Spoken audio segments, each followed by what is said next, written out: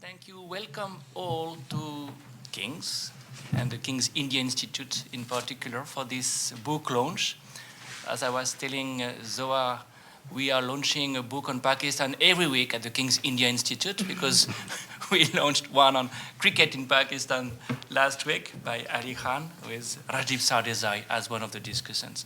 So that was indeed connected to India.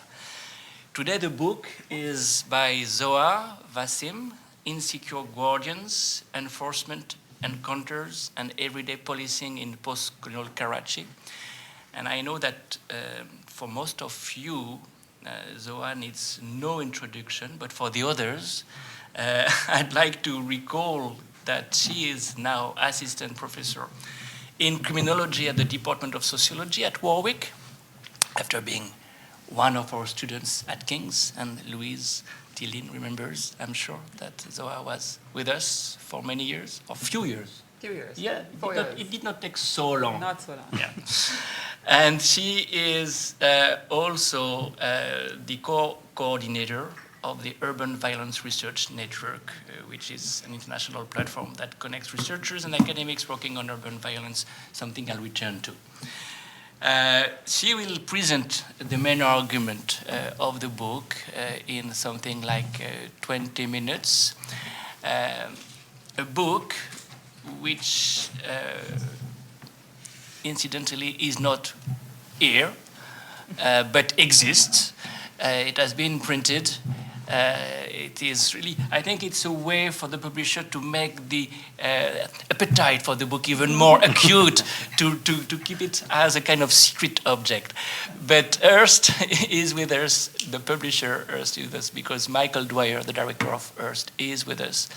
And he can take your orders for a good price. I begin with the advertisement.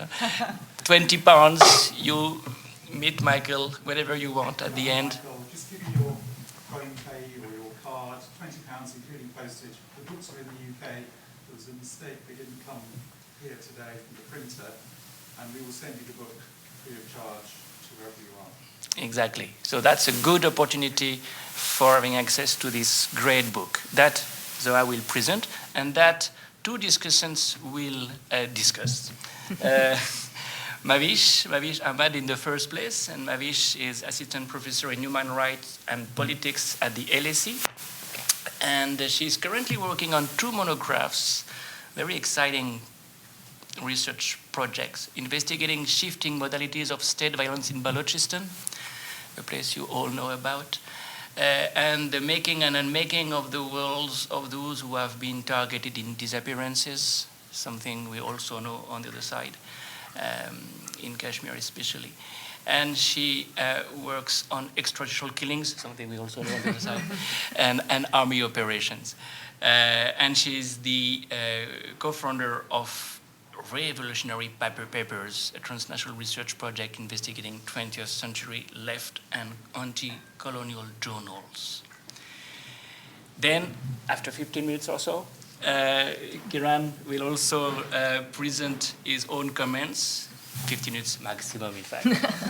You can speak less. And Kiran said he will speak only 5 to 10 minutes. But take your time.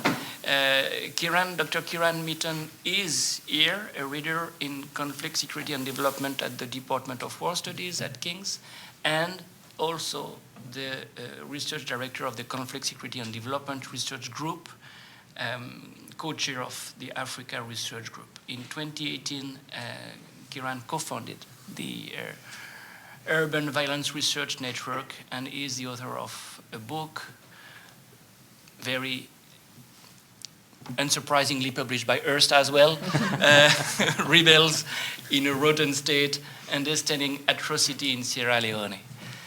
So we are waiting for you all to present the book, discuss the book, and then the Q&A.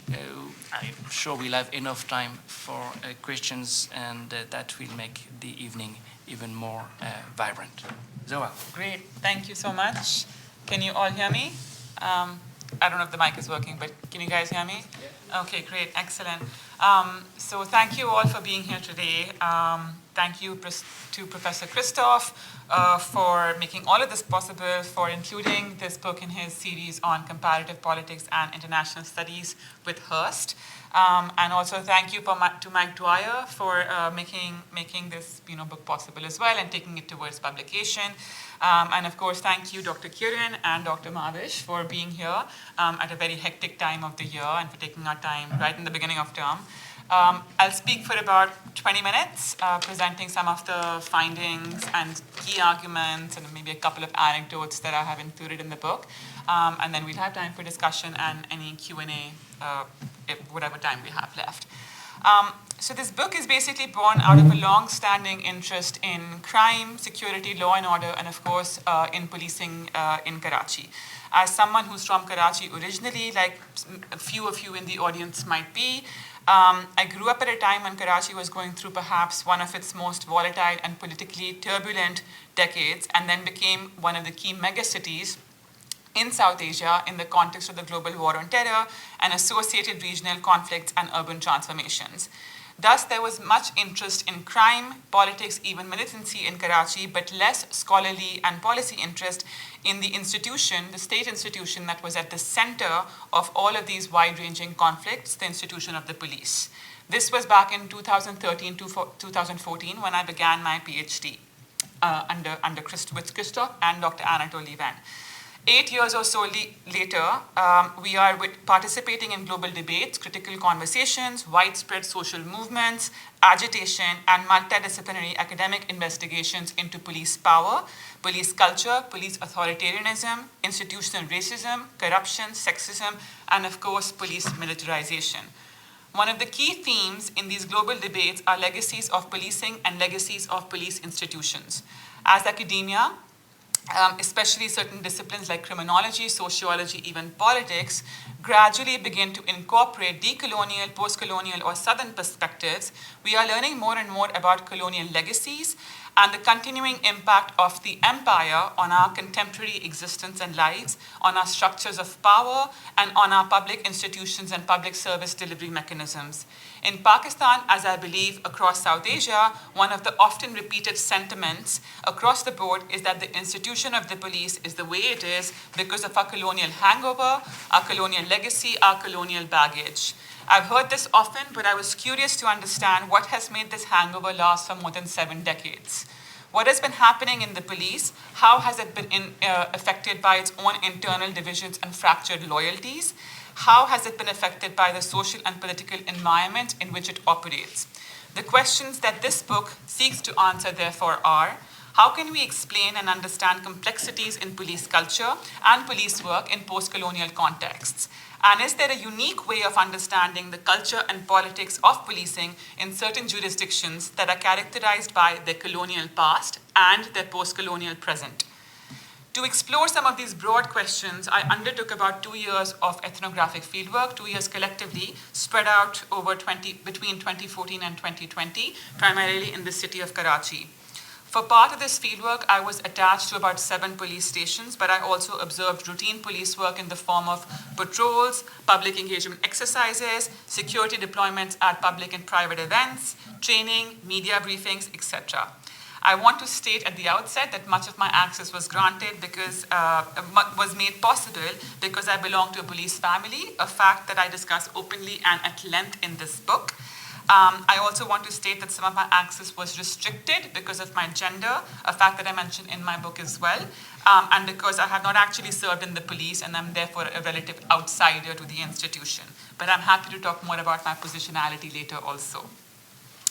So the findings of my book first draw from historical and archival newspaper archives to trace and document how policing in the subcontinent was born out of the insecurities and vulnerabilities of a very illegitimate colonial state and administration, and how the primary purposes of the so-called professional police when it came into being was to collect revenue and taxes, of course, but eventually the priority became maintenance of law and order in service of the regime, which included surveillance, use of force, and intelligence collection, of course.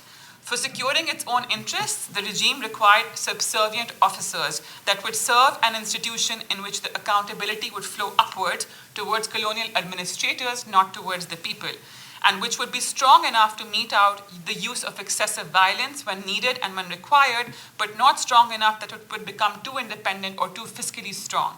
As a result, what you see historically is a militarized institution with institutional weaknesses that well before the independent states of India, Pakistan, Bangladesh, etc. came into being, was already ridden with corruption, was becoming notorious for torture, and lacked public legitimacy. In spite of this, as I show through archival research, subsequent post-colonial regimes in Pakistan have continued harboring, weaponizing, and deploying the very institution that was distrusted by the people and was struggling financially and materially, but became politically was one of the most instrumental bodies for regime security. And because regime security remained a priority, you see this institution cementing and building upon some of what it inherited during colonial rule. A militarized philosophy and reliance upon informal practices and behaviors on the part of its officers due to the institution's inherent weaknesses and officers' own vulnerabilities. Much of this is made possible by the post-colonial state's overwhelming prioritization of national security, in which a range of political challenges have been securitized, including protests and political opposition, ethnic grievances and gang violence, migration, religious militancy, street crime, critical expression, even contested citizenship. This is evidenced, for example, during the 1990s when security operations began to take place in Karachi to counter the street power of an ethnic political party, the Muttahida Qawmi Movement, or the MQM. I won't go into details here, but the early 90s were a period when the PPP government and the MQM had a particularly turbulent relationship, with broken allies and accords, and the PMLN seeking to make inroads into Karachi. To counter PPP's influence, the PMLN government of the time presented party workers of PPP, its opponent, and Al-Zulfikar as terrorists. And to counter their influence in Karachi, they patronized select police officers and deployed them to run a notorious police unit known as the Crime Investigation Agency, or the CIA. By then, the CIA was already notorious for meting out torture to the party workers associated with the Movement for the Restoration of Democracy, the movement against Ziaul Haq's rule. In the early 90s, the PMLN regime relied on the so-called House of Terror, the CIA, to inflict custodial torture and other forms of abuse on members of the PPP. The CIA's downfall starts just over a year later after its officers were accused of the gang rape of one of Benazir's close friends, including Bina Hayat. A subsequent inquiry proved that the CIA, which was at the time led by politically patronized officers who had been promoted and posted here due to the informal relations they had developed with senior politicians in Sindh, that the CIA was involved in illegal confinement, torture, harassment of women, registration of false cases, and extortion. What I also find is that later on, PPP's government did not shy away from using the police for similar purposes, including for the political victimization of its primary opponent, the MQM. What we find under the PPP government of the 1990s is a retired war veteran, General Nasirullah Babar, some of you may know the name, patronizing officers and even expecting extrajudicial practices, including encounter killings of notorious MQM-affiliated armed militants. So what you find in this period are multiple examples of a policing institution that is tasked to operate in informal and militarized ways with the endorsement of insecure governments seeking to secure their own position, authority, and longevity. To show how this militarization and informality intersect, overlap, and coexist in the world of public policing and are enabled by the state's security-centric interests, I rely upon my ethnographic findings to tell the story of policing in Karachi. I first present and analyze some of the dynamics within the institution of the police. These include relationships between the elite cadre of police officers and the subordinates or the rank and file. I consider how such a structural divide in the force, which was modeled under colonial rule to allow elite officers to oversee, command, and even abuse subordinate workers, has persisted in post-colonial Pakistan, cementing class distinctions between gazetted officers and non-gazetted officers. This structural divide not only creates divisions within the institution, it also allows for the patronage of entrepreneurial police officers, including those who were rewarded for their dirty work or their violence work that they mete out, such as extrajudicial acts, including but not limited to what we know in South Asia popularly as police encounter killings. One such example of this dynamic is the senior police officer Rao Anwar. In the early 1990s, during the operations against the MQM, Anwar, among others, were patronized for their willingness to engage in informal and militarized practices. In return, these officers were rewarded professionally and monetarily, and even protected later on when MQM was back in power in Karachi. Anwar's downfall came in 2018 when his team was involved in the extrajudicial killing of a young Pashtun, Naqibullah Masood. Anwar is an example of an entrepreneurial police officer who made strategic alliances with patrons outside the police to get ahead and who did their dirty work.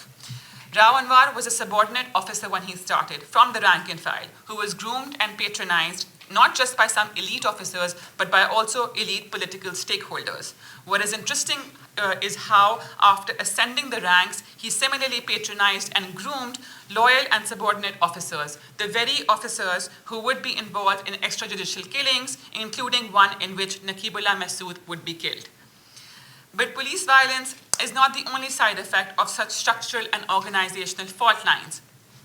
In such a divided and porous institution in which public accountability is limited, political patrons are plenty, and institutional loyalties are weak, officers also learn that with security-centric demands of the state and its elite come other forms of entrepreneurial opportunities for doing jugaad or using creative, flexible methods and improvisations to meet the demands that are being placed on them. While a wide range of police practices and behaviors and actions are categorized very loosely as corruption, I show how instead another way to understand certain police practices is to consider how institutional weaknesses have been categorically neglected by the post-colonial state, while its elites continue to place excessive demands over the police, knowing full well that these bureaucrats are too ill-equipped, too underpaid, overworked, and stretched to deliver, and that they will rely on informal procedures and practices to meet these expectations. I really like this one interview I did with a station level, a subordinate police officer, who said, there are three kinds of people who come into contact with the police: those with sifarish or a reference, those with money, and the poor who have no sifarish or money, so no reference or money. The ones with sifarish and money use their status and power to get their work done by the police. The poor man does not get his work done. My house rent is covered by the police, but my bills are not. I get only rupees 1,000 or 1,000 rupees per month for healthcare, which was £7 at the time. I have 2 sons and 1 daughter, and I can't give them English medium education. And I have been in the service for 23 years. I have to engage in corruption. Some police wale may be greedy. For some, it's about 150 or grease money. For others, it's not grease, it's guzara or subsistence. So I like this complex way of understanding informality and jugaad that are seeped into everyday police work, whether it's to allow officers to act in service of Karachi's VIP culture and consider sifarishing and references, whether it's to send money up the chain of command to senior officers or police bosses, and thus ask, receive, and give bribes, whether it's to secure lucrative postings and get promoted, or whether it's to pay for their children's education or the funerals of their deceased officers. These militarized and informal policing practices and behaviors are not just a product, therefore, of financial greed, but also work that is performed in service of elite interests by a body of officers that have borne routine humiliation, degradation, and structural violence. The police are thus simultaneously empowered and disempowered. They are on the receiving end of structural violence, degradation, and dehumanization, but are also its most active providers and performers of these practices and processes. While many of my ethnographic findings are drawn from my attachments with the police, my book also explores this institution's relationships with actors and agencies external to the police, but which shape routine police work and practice, furthering police militarization and officers' reliance upon informality. Engagements with the political elite, including politicians and political party workers, for example, show how political interests are secured through this institution, leading to interference in its management, governance, and administration. The result is that policing institutions grow increasingly fragmented and politicized as pressures from different sections of the state, including our military establishment and affiliated elites, pull the institution in different directions. In the context of Pakistan's civil-military relations, for example, I explore the relationship between the police, the Karachi police, and the Sindh Rangers. The Rangers are a paramilitary force in the city whose senior command reports to and is deputed from the army, and which has been granted policing powers in the city for more than 3 decades. Through this relationship, I show how the presence of another political actor, and I do consider the Rangers to be a political actor, the institution of the police has become even more militarized, its legitimacy has been further compromised, and the already existing institutional divides in this porous institution has allowed informal relationships and allegiances to be developed between members of the police and members of the armed forces, creating intense competition between 2 law enforcement agencies. The politicization of the police, enabled by all political actors, both parties, political parties, and the military, is thus a central feature of everyday policing in the post-colonial state. Within this environment, the judiciary and the media have also become sites for exposing and criticizing such politicization. But such criticisms and interventions on the part of the judiciary and the media rarely address this institution's structural fault lines and the compulsions that have made such politicization, militarization, and informality inevitable. I'll be happy to talk about these dynamics later, but I want to very briefly mention my theoretical contribution, what I'm trying to make in this book. To simplify, what I'm basically trying to do is connect what I had mentioned earlier, the colonial legacy of this institution, to what has been happening within the state of Pakistan after independence from colonial rule. I try to connect this by presenting a very simple and very flexible framework that I call the post-colonial condition of policing. This framework helps us understand how policing in Pakistan, as seen through the case of Karachi, has developed under constant regime insecurity, both during colonial rule, but also during successive governments. Governments that have lacked legitimacy, that have been disrupted by military interventions, that find that their authority is almost always contested and never fully consolidated. What this has meant is that the colonial design of the institution of the police, with its structural fault lines, its class divisions, its institutional weaknesses, has been consciously and categorically retained. It's a structural design that is frequently criticized for its shortcomings and for the fact that it enables abuses of power, but it's also one that has been relied upon by regimes to meet the security-centric demands of political and private elites. It's also a design that allows for the disempowerment of the police, the workers within, and creates inherent insecurities for these guardians of law and order, especially the subordinates, many of whom have to suffer everyday humiliation and then proceed to mete out the same to those with whom they interact, your migrants, your laborers, your political party workers, when they are in opposition. So through this framework and the story of policing in Karachi, I'm trying to develop and extend an understanding of post-colonial policing, symptoms of which can be seen in other contexts of the global south, such as India and Nigeria, or contexts with similar shared historical experiences and similar institutional legacies and designs. I believe some of this can also resonate across and beyond post-colonial jurisdictions, as we learn more and more not just about police militarization, but also the abuse of police discretion in cases of stop and search in the UK, for example, or immigration enforcement in the north, and especially as we become more aware through scholarship about how colonial policing ideas, techniques, and mechanisms have been traveling back to the metropoles in the UK, US, and beyond. So that's it for me. Thank you very much for listening. Looking forward to your comments. Thank you very much, Zoa. And you can imagine what a pleasure it's been for Anatole Leven and myself to supervise such a PhD. We learned a lot, and Zoa was so driven, is still so driven, and so clear in your mind that sometimes you are on autopilot. as a supervisor.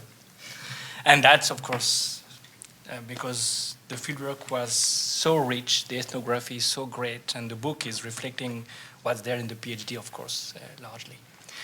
Great. Complexities of the police culture and the sociology of the police were at the core of the argument, but we will now discuss this, and Mavish will initiate the discussion. Thank you.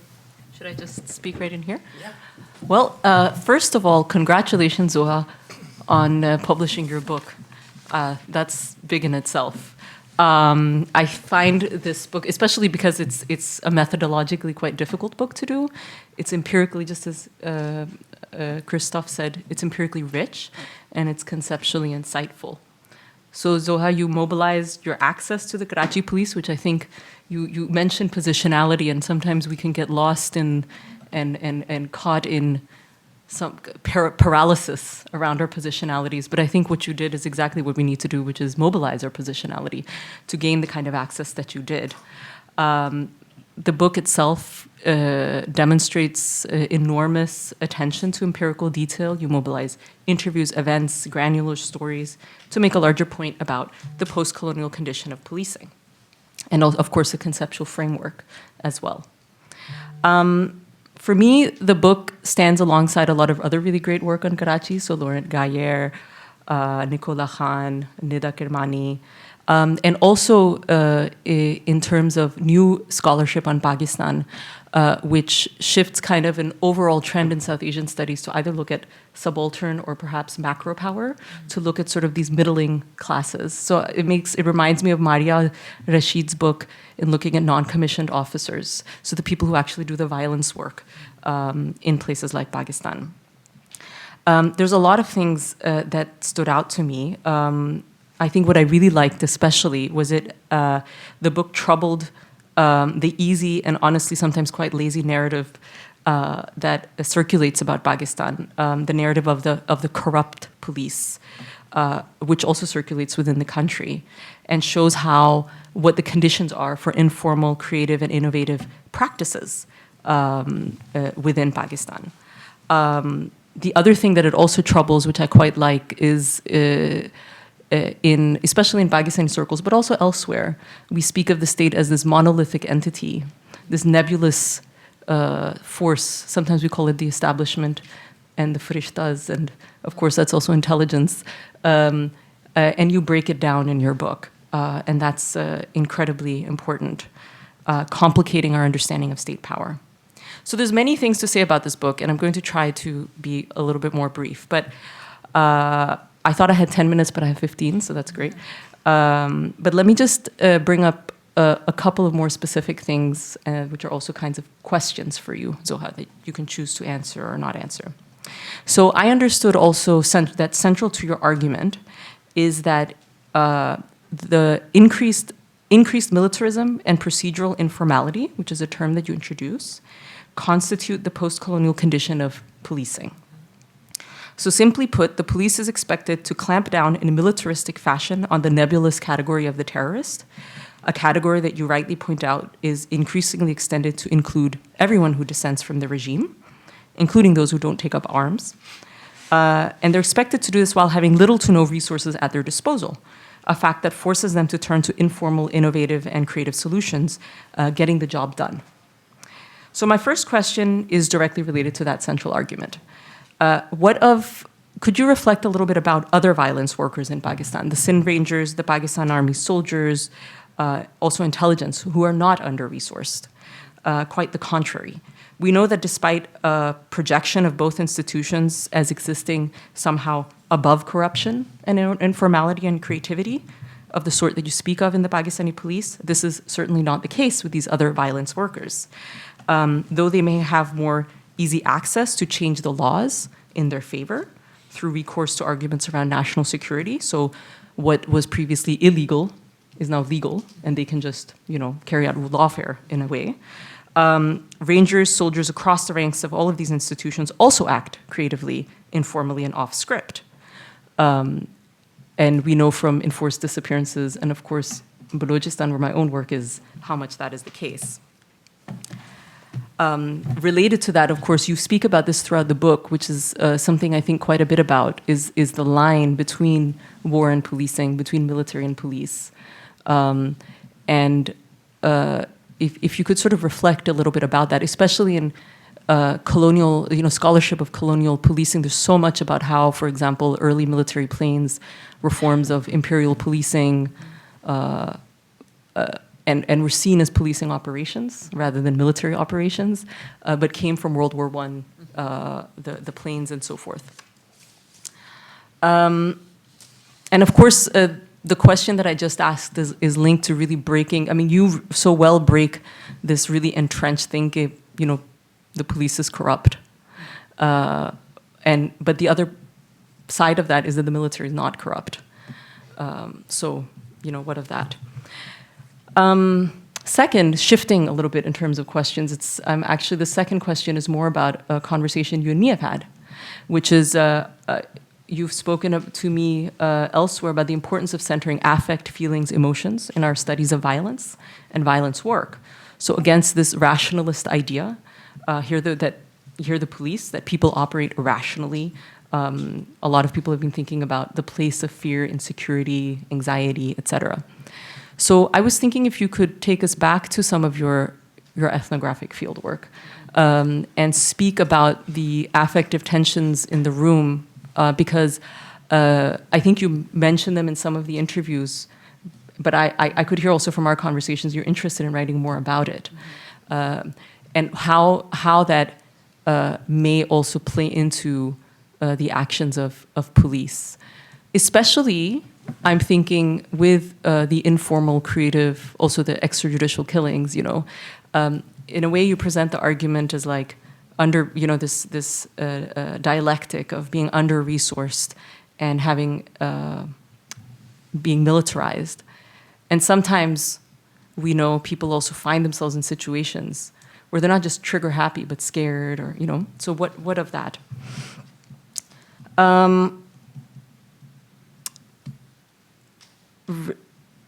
Related to a small mini questions, I was also worrying about if you could also wondered about if you could speak a little bit more about the class and ethnic composition of the police in Karachi and its shifts. I would be really interested.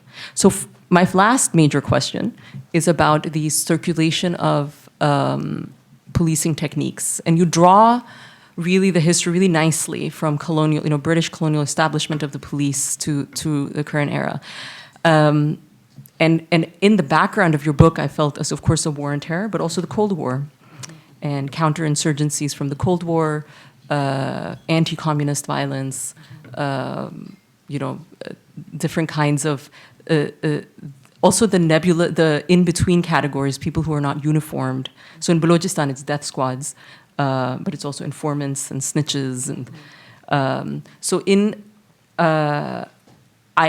well, now I'm going off, but in terms of these other two major events, for me, the Cold War and the War on Terror, and the techniques that both of these allowed, the result that both of these wars resulted in the circulation of techniques into Pakistan, and the enhancement of the capacity of the military, definitely, but also the police is my question.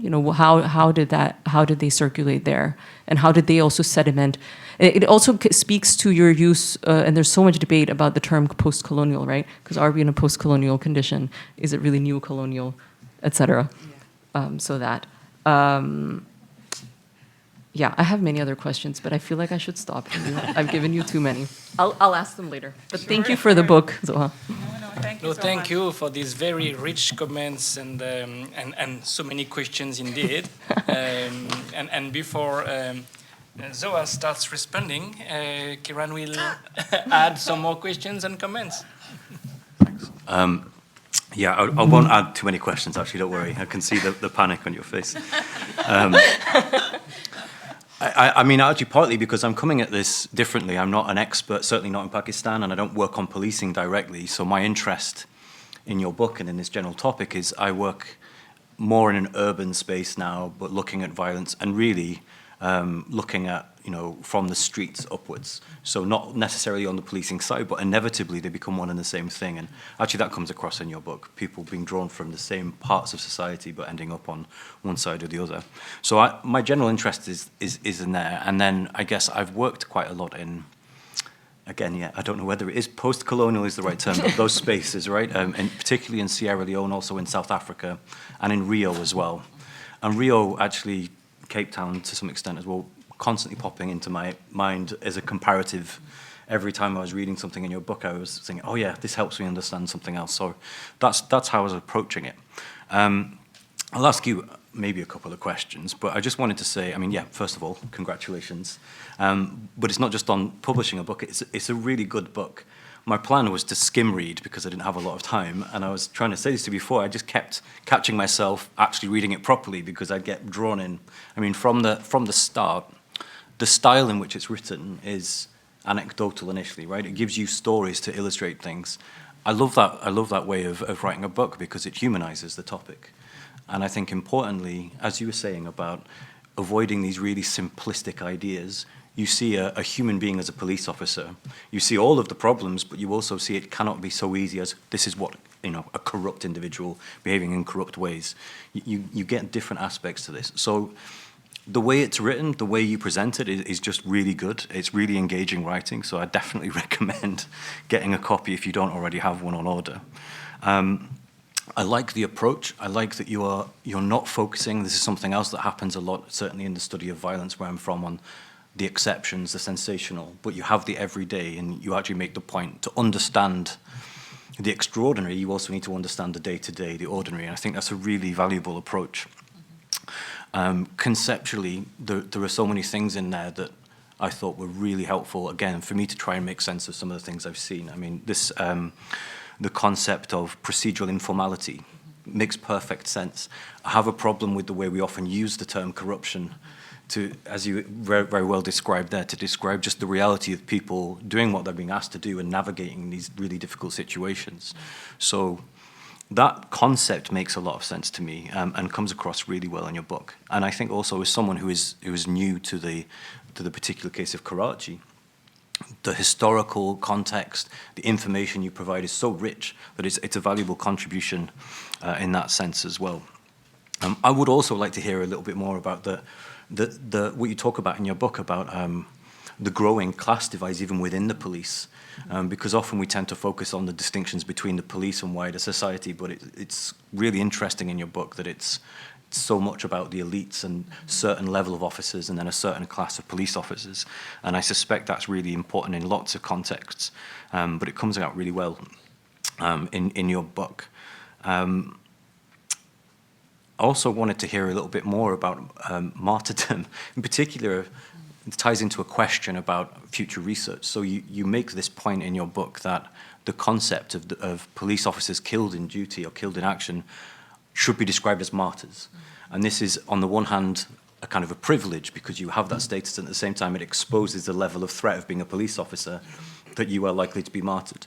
And you make the point, and maybe you're setting yourself up for further research in your conclusion, that this needs to be looked at further. So I was wondering, in what ways do you think we need to look at this? Is this about other cases, or do you think there's more there to be mined? I also wanted to hear more. I mean, you do actually talk about it in your book, but it'd be interesting to hear your reflections.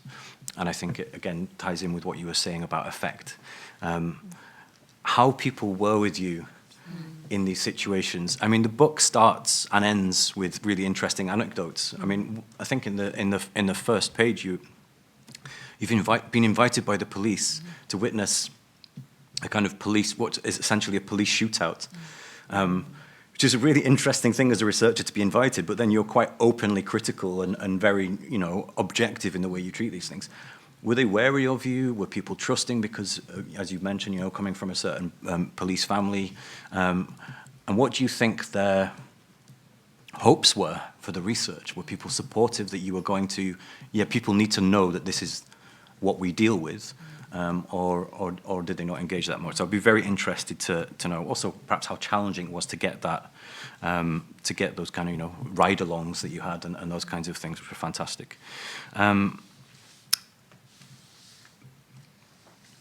Maybe my last question, there are other contexts, as I said, in which I saw a lot of similarities, and you do end your book talking, I think, about Nigeria and India, and you don't necessarily go into, which is always a welcome thing, policy prescription. In fact, you make the point, I think quite a good point, that a lot of police research has been led by this aim to improve policy, so it's what sociology for the police, not of the police. Nonetheless, do you think there are other cases that you think the findings from Karachi apply, not just within Pakistan, but have you come across other contexts? And you mentioned, you know, even in Stop and Search in London, you saw things that applied. As you're finishing this research, Black Lives Matter movement in the US, riots in Paris, there have been so many things that have brought the attention publicly to police and protest. Do you find that there are bigger themes that have come out of your research that you would like to pursue and that help make sense of that? I'm particularly interested in the idea of rather than things going north to south, but south to north. So I'll leave you with all of that. Thank you very much, Kiran. You leave us with an invitation to look at the non-postcolonial world, which is indeed an interesting way to return the mirror. Thanks a lot for these great comments and questions. Plenty of food for thought, but you will pick and choose. Okay. And then we'll open up for the Q&A. Sure, great. Well, thank you both so much. That was very informative. I don't think you skim-read that. I think you really read it in detail. But no, Mavish, thank you so much. I'll take yours first, and then I'll take Kiran's. And I'll respond to whatever I can. I think you had 6 questions. So I'm going to go one by one. Just No, take that's what you good. can. No, that's good, because it's always also just food for thought for later research, right? Like, as you mentioned, a couple of things there, and I'll come back to that. So reflecting on sort of the violence of other workers, so when it came to the rangers, for example, my access was fairly quite limited there, and I think this was fieldwork was also happening at a time when, you know, the Karachi operation was ongoing. At least there was some guidance to the paramilitary to be a little bit more open to projecting themselves. So they were a little bit, slightly, I would say, a bit more forthcoming in terms of taking journalists around and sort of, you know, the people from the media around and cameramen around. So that's kind of how I got a little bit of access, just to understand what they think of their relationship with the police. But in terms of generally about these other violence workers and what sort of violence work do they do, I mean, I know that the paramilitary is quite, has been engaged in, you know, practices of enforced disappearances, extrajudicial violence. What I also thought interesting is how they sometimes outsource that to the police as well. So that's when I was talking about earlier in terms of the kind of divisions within the police and how they're able to kind of make alliances with individual officers, right? You get that quite a bit as well, because I did meet, you know, on the one hand, the police kind of are in competition with them, you know, but then there are few who think that maybe working well with the rangers will get them ahead, you know, will help them professionally.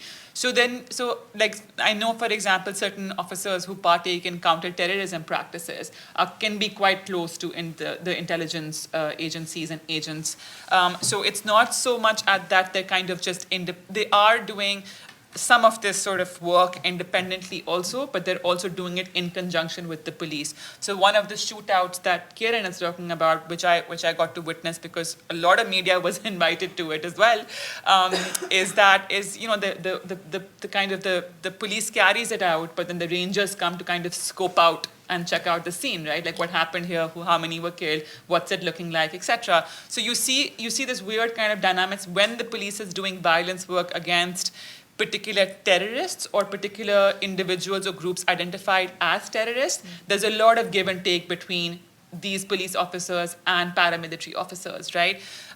So that is what I will somewhat of like very basic understanding of that I've had to in terms of I've sort of developed between how these violence workers from different entities kind of partner or compete, right? In terms of their corruption. I talk a little bit about how the Rangers have kind of taken over certain spaces, which I would say has happened not always through formal procedures and through formal laws, but just spaces that they have actually physically taken because they could. So I remember that, I don't think that's in the book, but I remember there was this one interview I did with a police officer who was very openly admitting that he is corrupt. But then he said to me, he said in an Urdu, I'll roughly translate, and he said, we may eat in thousands or lakhs, let's say, we may eat in tens of thousands, but they eat in crores, so they're like, why are you talking to me about my corruption? Go measure theirs. And I wasn't going to do that. That wasn't the project, but it wasn't a hidden thing. It's not a hidden thing in Karachi, I would say. In terms of the kind of lines that are drawn between war and policing, again, very complex, never a completely straightforward line, always a very blurred thing. Even when colonial policing models were coming up, they were drawing upon military army officers, paramilitary models from Ireland, etc. There was someone's I think somebody had said the other day, if you want to understand Irish policing, look at what happened with the Indian police, right, and make that as a comparative thing, is because there's never been a complete line, and you see those debates coming up in the US now, you see those debates coming up in the UK now as well.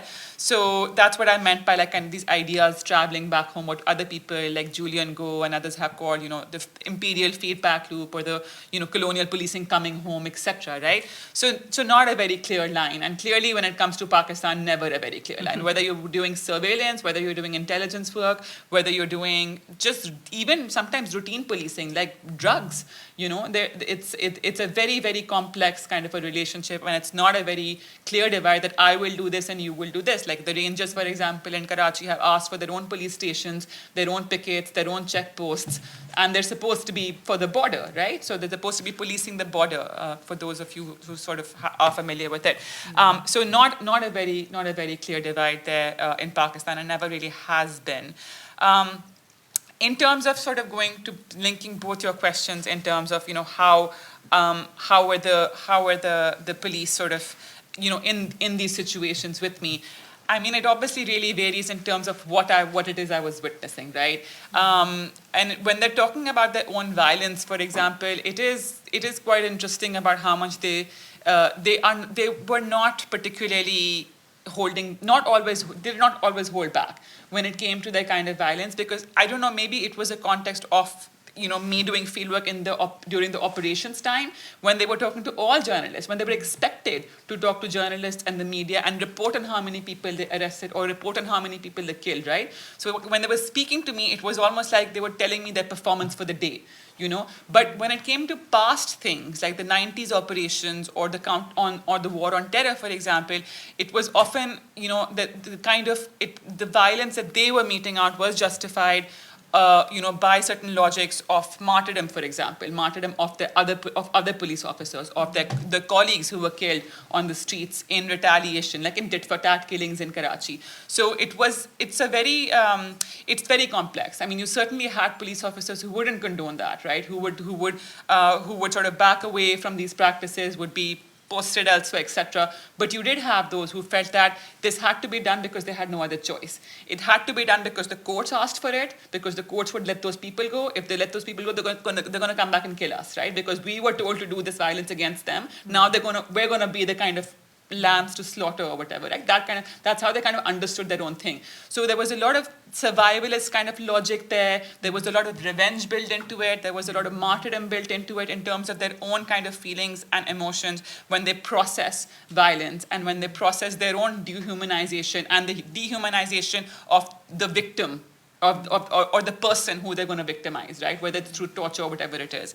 So that was one thing. In terms of kind of my own emotions, it did vary in terms of what I was witnessing. I felt like if it was like a small bribe being taken, I felt they were more embarrassed than I was. So that did not necessarily make me uncomfortable. But there were instances of like when somebody was being investigated, for example, which I do talk about in the book, where I feel like I wasn't sure I should have been there, or I wasn't sure that I did not know how far it would go, and they were also not kind of holding back necessarily, which kind of made me feel, okay, maybe this is, this is questionable behavior, and all of that. But I would say when it came to things like, when it came to other kind of things, like gender was another thing, and I guess this, I've discussed this at length at home, the kind of discrimination I faced in my fieldwork, is that, when it came to granting certain access, for example, things at night, right, at private parties or whatever, that didn't necessarily happen because there was this dynamic that I couldn't, smoke and drink with them necessarily, right? So you get restricted on that kind of a thing.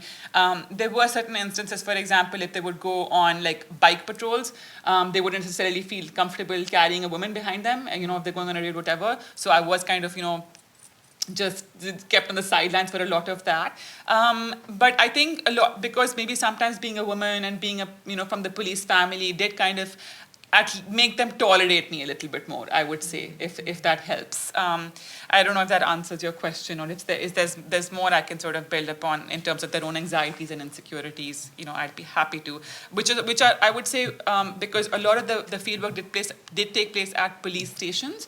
There was, how would I say, I think the anxieties of subordinate officers, because of their class differences, are different to the upper ranks, right? The management corps, the elite officers. So you see that kind of distinction coming in terms of insecurities and anxieties based on their class. Connecting both of your questions on class divisions, I think I would say a majority of them, 80 to 90%, are coming from fairly working class backgrounds, at least in Sindh.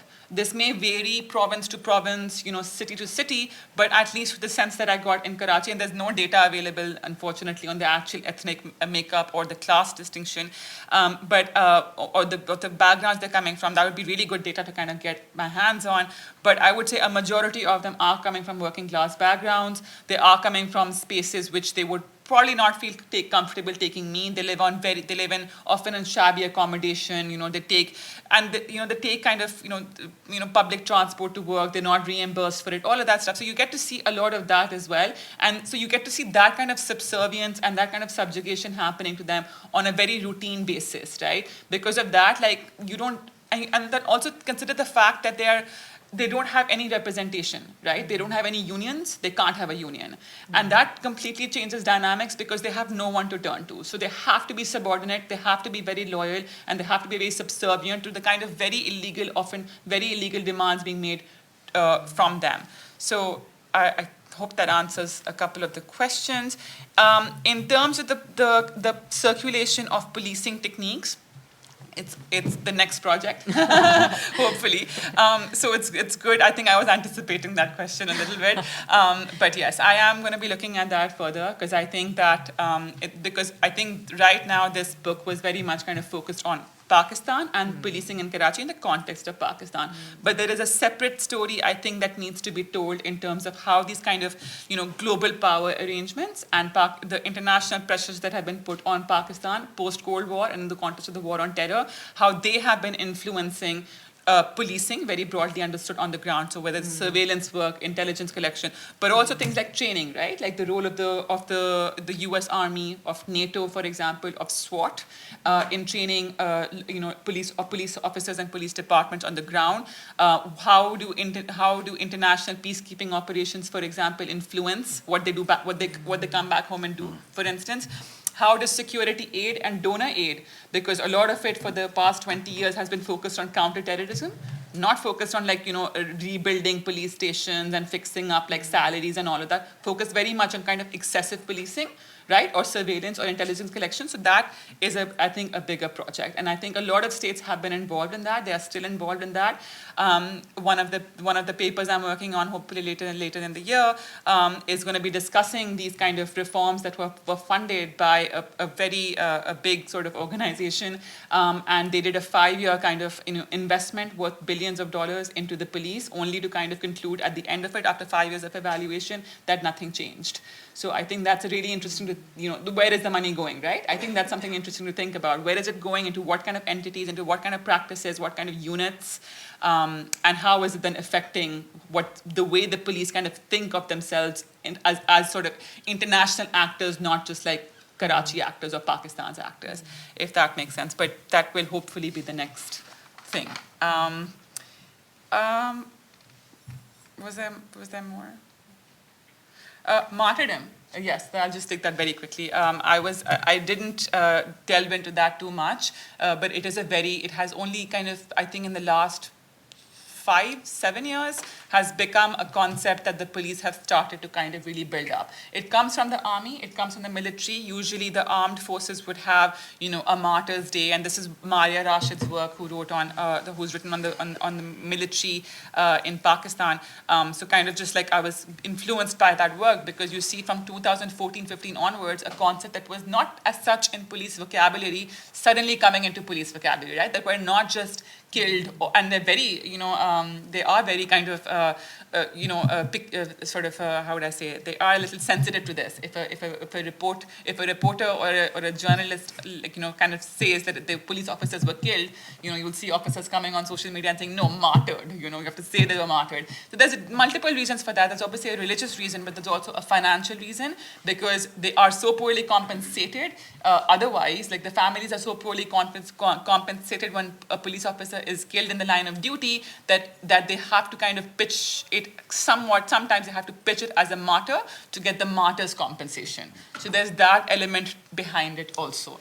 But yeah, definitely a project that should be done as well. I don't know if those were all the questions, but if there's anything left, I'm happy to build on it. But thank you so much for reading it so closely. Thanks a lot. Thank you very much. So we now know that there is a particular economy of martyrdom, and among other things. Great. Plenty of time, 20 minutes for Q&A. So jump in and ask the questions, please. You just speak up. The room is small. Well, there is a mic. Okay, no, we'll do it properly because it is recorded. Thank you for telling me. So the mic is coming. Please use the mic, because your voice, therefore, will be recorded. On the last row, yeah. And just say who you are in a couple of sentences or words. Hi, I'm Dr. Rashmi, and I'm a research fellow here in India Institute.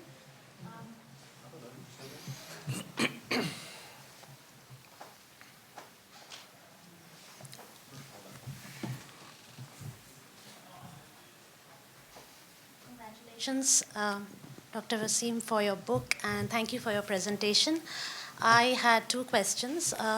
The first one is, I wanted to know what is the ratio of women police officers within the police force, and what are the challenges that they face working in a very male-centric police force, and how are they able to address the queries or the complaints which come from Pakistani women, Karachi women, day-to-day problems, domestic violence, sexual abuse. So how are they able to deliver as police officers?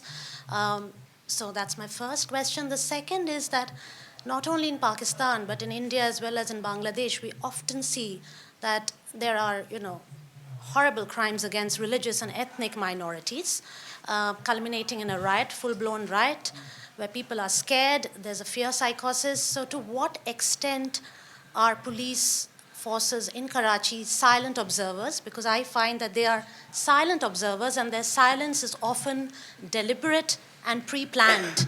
And that's very scary, because it's deliberate and pre-planned sometimes in alignment with the political forces of that country or of that region. Where does Karachi stand regarding these two? Yeah. Thank you. Great. Can I respond? Yes, please. Okay. So I'll speak generally, not just from Karachi case, but generally on the Pakistan case. Again, 2 very good questions, 2 very different projects that one can do. I'll take the second one first, because I think it's a bit more complex. The question on whether the police are kind of silent observers or bystanders when it comes to violence against religious minorities or ethnic minorities. I don't know if they're always silent observers, because they have often been participants of that violence. And I would also say that they have been at the receiving end of some of that violence. And I'll use the case of kind of blasphemy and sort of, crimes against people, or so the lynching of people, for example, considered to be involved in blasphemy, acts of blasphemy, for example. So I have found that you'll see, for example, like in certain protests in favor of blasphemy laws, or in certain protests in which the actors are kind of pro-blasphemy laws, if that makes sense. It's the TLP I'm talking about. So you've seen police officers getting beaten up in those protests. Sometimes they have been told to hold back from acting out against the protesters, in which case there were at least, I think, in the last few years, I would say between 8 and 10 police officers have been killed in such protests, including primarily in Punjab, I would say. So maybe they were silent bystanders there because they were told to not use excessive force, but then there were also victims, not just bystanders in some cases. In some cases, they've seen their police stations being burnt down. We have some sporadic incidents of them trying to protect persons accused of blasphemy. But on the other hand, you've also kind of seen them as, harboring those kinds of beliefs also. There was an incident, I think, a few months back in which lower-ranked police officers in Punjab had been accused of desecrating the grave of an Ahmadi individual, if I'm not mistaken, in Punjab somewhere. So I would not say they're necessarily just silent bystanders, therefore, unless they've been asked to hold back, right? And usually in political protests, I would say that they have either been very much participants in those kinds of, in that kind of violence, or they have been on the receiving end of that kind of violence. So not just observers. In terms of the ratio of women police officers in Pakistan, I would say across the country, 2% is usually what they say, roughly 2%. Their challenges are obviously that, promotions, getting good postings, trying to manage the bureaucracy. It is a very, very male-dominated institution. I have come across female officers that are far better than their male counterparts, and they just don't do well. And that there's either jealousy, professional jealousy, or everyday sexism. One of my first attachments with the police in Karachi was with a female police officer, and at one point a senior police officer came up to me and said I should be spying on her so that he could make a case against her for taking money from massage parlors in Karachi, like that kind of stuff, So, and she knew this was happening. So it's a very kind of everyday sexism that they face on the job. There's a lot of manipulation that is happening on the part of male officers, and often they need, if they're taken under the wing of a reliable and decent male police officer, they'll do well. But if they're independent or being targeted, they're not going to do particularly well. So retention rates therefore suffer also. So hopefully that answers the question. Thank you. Thank you, Zoa. One more question from that? Yeah, on the front row, please. Thank you, Vignesh. Thank you. My name is Mariam. Thank you, Zoha. This looks like a very interesting, very good book. Definitely, I will get it. So my question was about the ethnic composition, but since, you have said... It's off? No. Yeah. But closer to that, have you observed that, is there any particular ethnicity which is more visible in policing, in Karachi police? And also, recently, we have been hearing there is resentment against, the system, against, for example, in among army officers, we have been hearing about, resentment against the institution. So in policing, have you observed that, among the maybe young police officers or among the police officers, there is resentment against the whole, how the overall securitization of the country, that has affected them, or against, the overall system? So have you observed, any changes? Yeah, thank you. Great. Thank you, Mariam. I'll take the second question first also. Sorry. This is a very good time to actually be sort of hearing about resentment, hearing from police officers about the resentment they have against the security state and the military establishment, because they're being so openly kind of targeted by journalists, by politicians, etc. So Yasser and I were doing a project this summer, for example, and we were interviewing some of the police officers there, and they were loving it, because usually they are at the receiving end of this criticism. So now that the army was at the receiving end of it, they were like, this is how it should be. It's always us getting the heat for everything, and for corruption, and for politicization and all of that. Now the army's on the receiving end, so it was like a breather for them almost.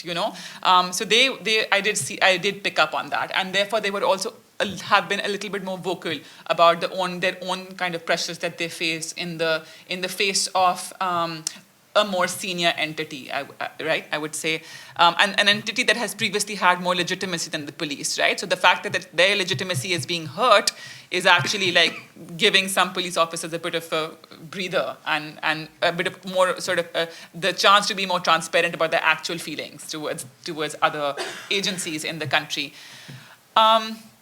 Any particular ethnicity that's more visible in Karachi? Again, there was no data as such. It was, whenever I try to ask a police officer how many like Muhajirs or Pashtun or Baloch or, Punjabis do you see? And then, they'll be like, just do an assessment, and so there's no actual record of how many, and I think that's because of such routine shuffling and postings and transfers that take place in and out of Karachi.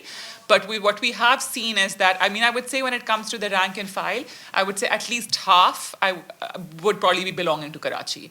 But when it comes to the PSP officers, which is the elite cadre which oversees, I think that really varies. You'll see a lot of Sindhis, but then in the past, we also know that there's been a lot of Punjabi officers who've been called in from another province to kind of enable certain forms of policing taking place, which is why sometimes Punjabi officers don't necessarily have a good, a view of Karachi, or Karachiites don't have a very good view of officers who come from other provinces.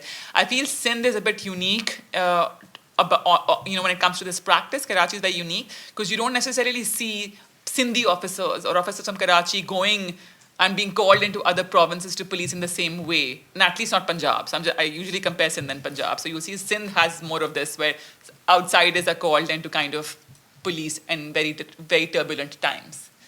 Thank you for your question. Thank you. Please. Thank you, Dr. Wasim. Great work, and was really important. I work in the area of public policy, and from our standpoint, we look at public sector performance. You fix incentive systems, fix laws, make budgets available, performance systems, and it will improve. But it doesn't happen often, as you also mentioned. And the value of your work is it just provides this ground up, really very niche narrative that really what is it which actually stop most of these institutions not to really recover from their failures.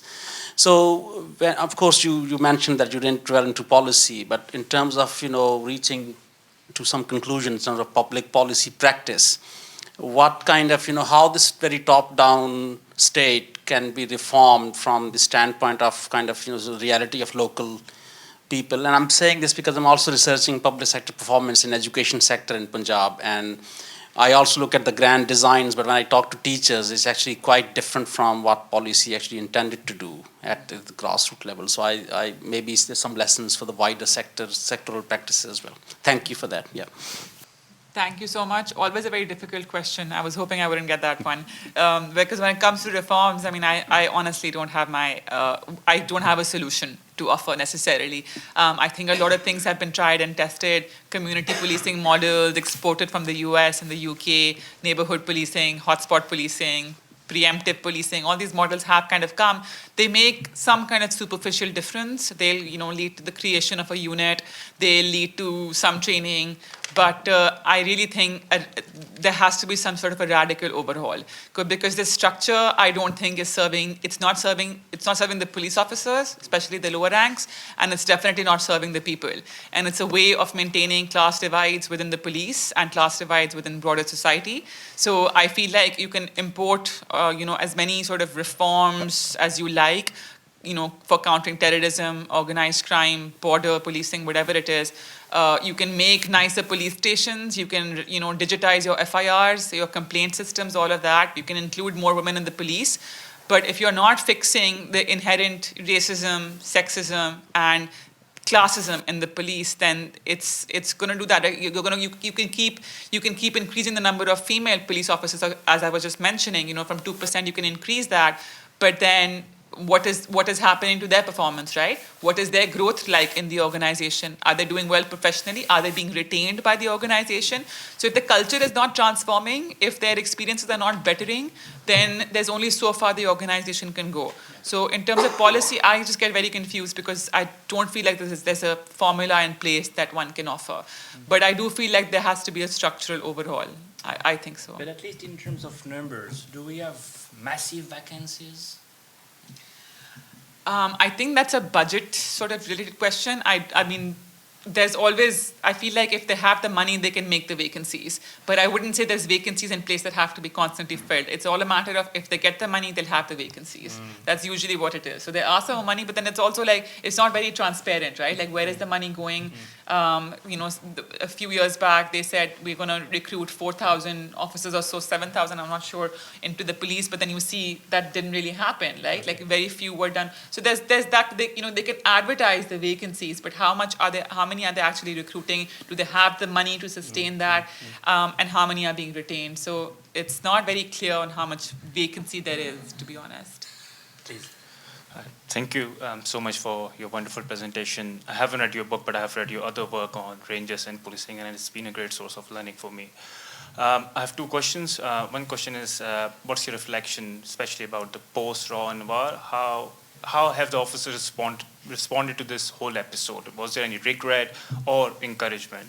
My second question is about the competition of securing resources between police and rangers. As you have already discussed in other work, for example, how the religious and ethnic elites are now funding to rangers directly. So how does this shift of sources from police to rangers affect the police institution? Will it increase the corruption within the institution? What's your reflection on it? Great questions, Jafar. Thank you so much. In terms of the post-Rao and War kind of situation and what the police are thinking as an institution, I think, so it's very interesting because I think when you talk to some elite police officers, like the PSP officers, I think they were not in favor of Rao and War. Not necessarily because he was engaging in counter killings. I think it was more because he had friends outside the police and he was able to do things in a very independent way. And I think certain senior police officers did not necessarily like that he had so much autonomy, he had so much independence. So it wasn't, I would not say it's because of his corruption or because of his encounter killing practices, and it was who his allies was I think the problem. It's really when you think about junior officers or subordinate officers, and when you talk to people who were in his team, that you really learn something very interesting about such officers, right? Because he really took care of them. And it's so interesting, like when I met some of them after he had been removed, they were completely in his support. They said he took care of us, he provided for us, he paid for their funerals, for their families' educations.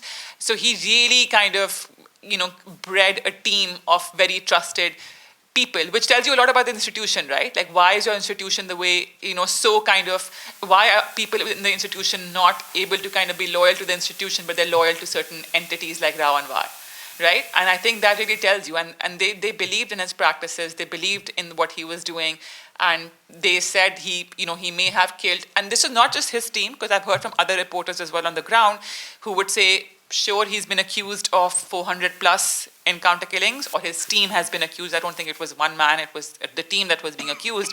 But they said a lot of them were militants, were terrorists. Now, however they were defined, right? Some of them may have been given to him by other organizations and agencies. So there's that also, right? That some people think some of the people he killed were legitimately should have been killed. That's what some people think within the police and outside.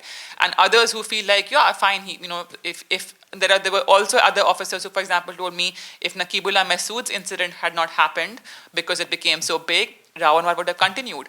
And you see that because when I was doing my fieldwork there, for example, this was leading up to Naqibullah Masood. In 14, 15, 16, Rao and War was very popular. He was untouchable, but he was also very glorified, right? And you have these sort of dirty Harrys in other places as well, who are glorified for their for their actions and their practices. So he was being glorified. He was glorified by the media. He was glorified by his own junior officers. He was glorified by regular people who said, yeah, we need to get rid of this dirt in Karachi, and Rao Anwar can do that dirty work for us. So I think that's what the kind of sentiment. In terms of the competition and for securing resources and what that does, I think, yeah, that's why you feel a lot of resentment in the police that what should be given to us has actually been given to the Rangers. And I think it's not only sort of leading to more financial corruption, it's also kind of leading to more privatization, or sort of, an interest on becoming more closer to kind of private entities in Karachi. So whether it's, following the army's, the Rangers kind of footsteps and building more relations with business elite, or whether it's creating your own private security company the way Rangers has. So it's, or like, other kinds of mechanisms. So it's because of this competition, they will be looking to see what the Rangers are doing or the military is doing. And I think that kind of influence and looking up to some entity like that is quite problematic. Thank you. Yes, please. Thank you very much. I really enjoyed the discussion. So I'm Tahira. I'm a PPE student here at King's, and I'm an Ahmadi Muslim.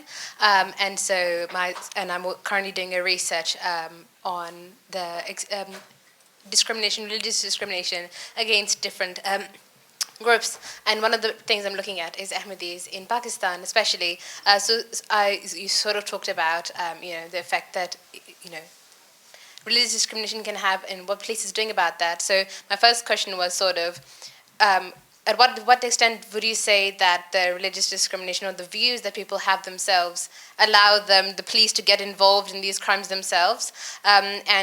What effect do you think that police, Pakistan is practically, is an Islamic state. So what effect do religious groups have on the police, and to what extent do they then allow, dictate what happens? So for example, if I say Assalamu alaikum, and if I was in Pakistan, I would be put in jail for 2 years, as many of us are aware. So yeah, what is that? Can you repeat the first question, please? So my first question was, what is the how much is the people in police aware of? What the impact does the police officer's own religious views impacting their decision that they make whilst in their office? How you mentioned, if a poor man comes to the police and they will not have any rights, but if there's a police officer themselves who have those views, how powerful are those views to allow them to make different changes? Sure. So in terms of like how their kind of religious views shape their response to things, for example? Yeah, like if a crime happens, how likely are they to come along and see what's happened, and rather than helping, sort of stand on the side and let the house being burnt or the mosque be burnt or whatever? So I kind of looked at some of this relationship in the context of Karachi. So at that time, TLP was not that big in the city. But what I did see was, certain religious groups that were banned or were put under the kind of anti-terrorism register for what the practices that they were doing because of being anti-Shia, for example. Because it's not just about like what the police feel they should be doing, it's about what they're told.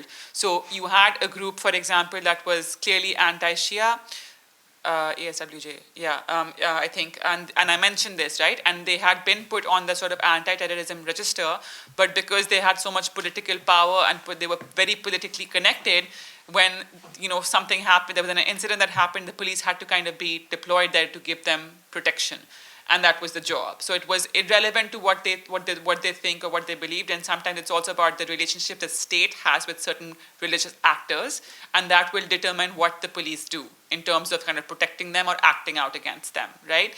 In terms of kind of what effects do they have, I think when it comes to TLP, I would say before the protests last year and the year before, you would have found a lot of sympathy. I think sympathy for this kind of, potentially sympathy in Punjab, I would say, but I haven't done research in Punjab, so I'm saying a very general thing. Don't quote me on this.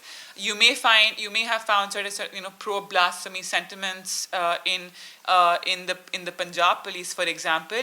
But I think after TLP, sort of TLP's protest and violence against the police, you may not find that much pro-TLP sentiments in the police. So it's different, right? You may not find them supporting a group, but you still may find them supporting a belief, which I think pro-blasphemy would be a very strong sentiment and belief in the police, if that makes sense. Yeah, but thank you. I'm not an expert in this area, sorry. Not yet. Thank you, Zoa. It's 6:30, so if there is no irrepressible question, we may stop here. And thank you again, Zoa, and all of you.